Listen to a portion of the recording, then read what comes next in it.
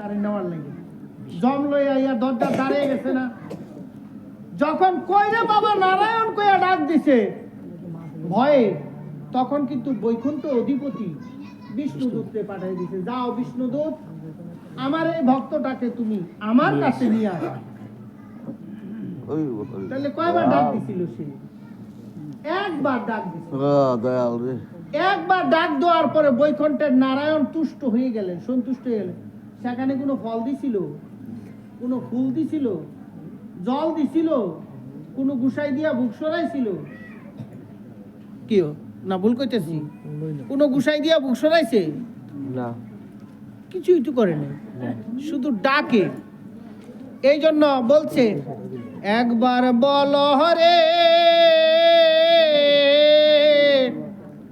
মধুমাখা হরি নাম বল রে।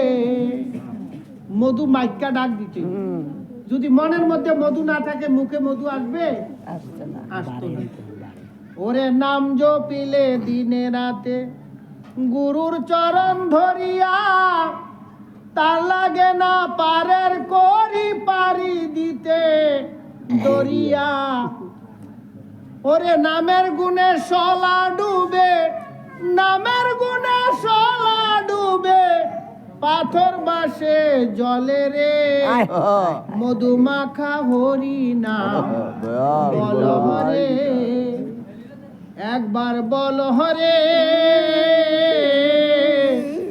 মধুমাখা হরি নাম বল রে। তারপরে বলছে কি, নাম জপিয়া পশু পাখি